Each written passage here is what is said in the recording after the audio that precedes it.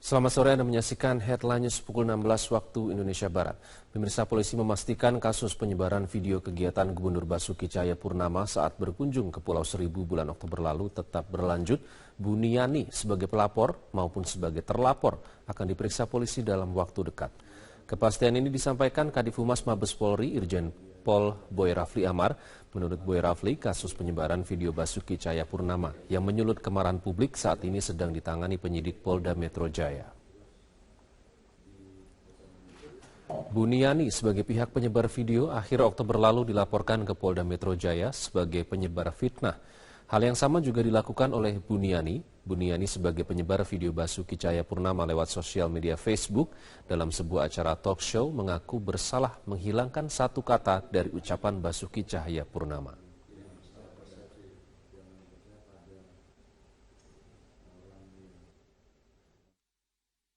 Dia kan Buniani dilaporkan sebagai pelapor juga. Itu berpotensi dia menjadi tersangka juga. Dengan upload yang dia lakukan, dengan penyebar luasan melalui Facebook dia, kemudian itu bisa menjadi sesuatu yang viral dan kemudian menjadi kemarahan publik. Kita hanya ingin melihat apakah di situ ada unsur pelanggaran hukum atau tidak. Itu saja oleh penyidik ya. Kita tidak kemana-mana. Pemirsa, Panglima TNI Jenderal Gatot Nurmantio mengapresiasi peserta unjuk rasa dan petugas keamanan dari Polri dan TNI yang sama-sama berkomitmen menjaga aksi 4 November berjalan dengan damai. Meski demikian, mantan Kasat ini mengakui bahwa pendemo di hari Jumat kemarin terbagi dalam dua kelompok, yakni yang ingin damai dan kelompok perusuh. Menurut Panglima, pendemo yang menginginkan unjuk rasa damai telah memilih mundur ketika Panglima dan Kapolri menyerukan agar aksi berhenti sesuai dengan aturan.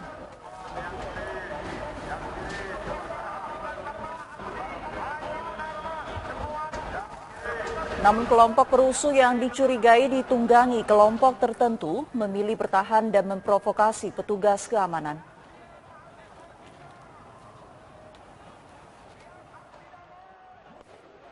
Pak Kapolri kan sedang periksa semuanya, gitu kan. Makanya tadi malam Presiden kan mengatakan, kan ditunggangi kepentingan politik. Pak HMI dari HMI bagaimana? Pak Kapolri lagi mendalami. Bisa terjadi HMI-nya juga bukan HMI, pakaian aja HMI bisa terjadi. Marvin, situasi terkini di gedung DPR MPR ini sudah sepi dari para pengunjuk rasa, baik di area depan gedung DPR MPR maupun di bagian dalam gedung DPR MPR RI. Dan pengamanan di sini juga sudah tidak ada lagi, sudah tidak dijaga begitu ketat meskipun masih ada beberapa pasukan pengamanan yang masih terus berjaga di sini sampai kondisi benar-benar kondusif. Namun pada saat ini di depan gedung DPR sudah tidak ada lagi para pengunjuk rasa karena mereka tadi sudah membubarkan diri sekitar pukul 5 atau 6 pagi sudah dimobilisasi oleh pasukan pengamanan, baik itu dari kepolisian juga dari TNI sudah dimobilisasi menuju ke Masjid Istiqlal. Mereka akhirnya membubarkan diri setelah ada kesepakatan dengan Ketua MPR juga dengan anggota DPR bahwa proses hukum terhadap Gubernur nonaktif Basuki Cahayapurnama yang diduga melakukan penistaan terhadap agama Islam ini segera dijalankan. Dan berdasarkan janji dari Ketua MPR mengatakan bahwa proses hukum terhadap Ahok akan berlangsung selama 2 minggu. Dan apabila dalam 2 minggu ke depan proses hukum terhadap Ahok ini belum dijalankan, maka para pengunjuk rasa ini mengatakan akan kembali lagi ke gedung DPR MPR RI untuk kembali melanjutkan atau untuk kembali melakukan unjuk rasa untuk terus meminta agar proses hukum terhadap Ahok segera dilakukan. Dan selain yang kami pantau mengenai dengan sepinya kondisi saat ini tidak ada lagi pengunjuk rasa, ada yang ditinggalkan oleh para pengunjuk rasa yang jumlahnya ribuan di depan gedung DPR MPR RI ini. Menurut pantauan kami tadi ada banyak sekali sampah yang ditinggalkan karena mereka ini seperti menginap begitu di depan gedung DPR MPR RI, mereka makan di sini, minum di sini, namun mereka meninggalkan sampah yang tidak kembali dibawa pulang oleh mereka. Ini sampah-sampahnya ada banyak sekali, bahkan tadi kami mendapatkan informasi dari petugas Dinas Kebersihan di sini, mereka mengatakan ada 25 petugas dari Dinas Kebersihan DKI Jakarta yang dikerahkan sejak pukul 5 pagi untuk membersihkan sampah dari para pengunjuk rasa ini. Namun sampai dengan pukul 7.30 tadi juga masih belum selesai. Ada 2 truk sampah di sini yang sudah dikerahkan untuk mengangkut sampah-sampah yang telah dikumpulkan oleh petugas dari Dinas Kebersihan, dan ini memang banyak sekali sehingga ini juga menjadi PR tersendiri bagi petugas Dinas Kebersihan karena ada banyak sekali sampah yang ditinggalkan oleh para pengunjuk rasa. Dan ini sepertinya sudah biasa sekali terjadi bahwa pengunjuk rasa ini kerap meninggalkan sampah-sampah di sini, dan sebaiknya harusnya ini para pengunjuk rasa membawa pulang sampah mereka agar tidak menambah pekerjaan lebih banyak lagi bagi Dinas Kebersihan. Ini juga tidak sedap dipandang karena banyak mobil-mobil yang melewati gedung DPR MPR RI ini dan terhenti sebentar untuk melihat kondisi yang begitu berantakan oleh banyaknya sampah di depan gedung DPR MPR RI. Demikian Marvin. Baik, terima kasih Trianisha untuk informasi Anda. Unjuk rasa 4 November yang berlangsung damai sejak siang hingga petang ternoda dengan bentrokan yang terjadi di salah satu titik konsentrasi massa di persimpangan Jalan Majapahit dan Medan Merdeka Barat. Bentrokan yang terjadi menjelang malam hari ini terpicu diduga akibat tindakan anarkistis salah satu kelompok ormas yang mendesak bergerak mendekati Istana Negara yang telah diblokade polisi. Kerusuhan yang terjadi di salah satu konsentrasi massa pengunjuk rasa pada 4 November tersulut saat sekelompok massa dari salah satu ormas yang sebelumnya bertahan di Jalan Majapahit di dekat Istana Negara mendesak untuk bergerak ke Jalan Medan Merdeka Barat. Mereka berupaya mendekati istana yang telah diblokade polisi. Sementara kelompok ormas lainnya yang berpakaian putih-putih yang ikut membantu memperkuat blokade polisi bahkan turut jadi sasaran desakan dan serangan kelompok yang ingin bergerak mendekati istana. Ormas berpakaian putih-putih harus dikeluarkan dari barisan blokade polisi karena situasi tak kondusif. Bentrokan antara kelompok ormas pengunjuk rasa yang ingin merangsek ke arah istana dan petugas yang tetap mempertahankan blokade pun tak terhindari. Petugas terus berupaya mempertahankan batas pertahanan menuju Istana Negara dengan tameng.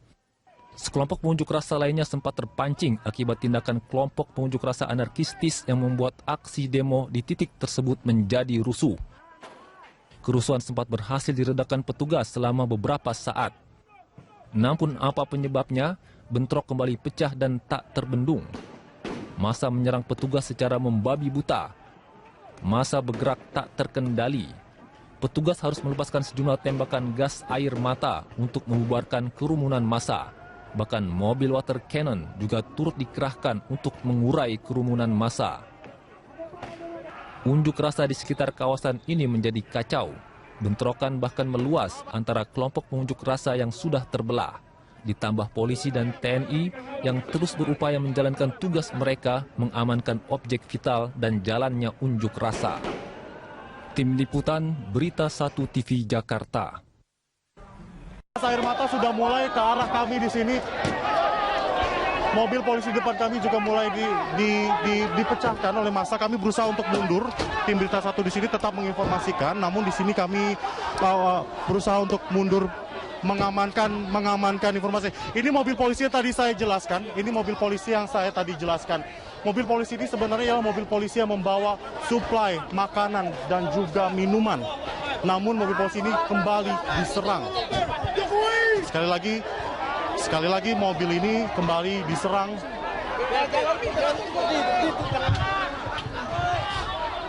Kita berusaha untuk mencapai posisi paling aman. Kita berusaha untuk mencapai posisi paling aman di sini.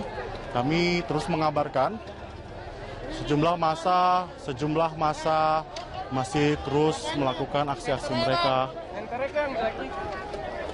Mereka terus melakukan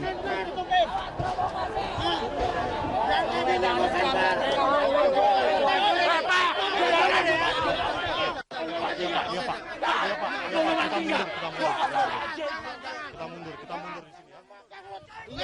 Iya, Pak.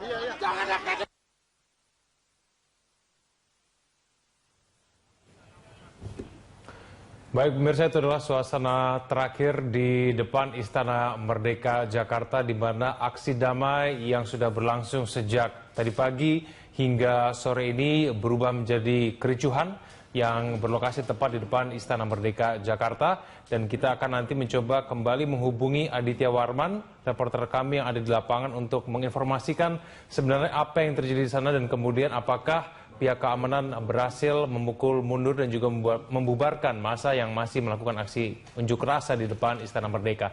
Pemirsa, kami akan kembali usai jeda berikut.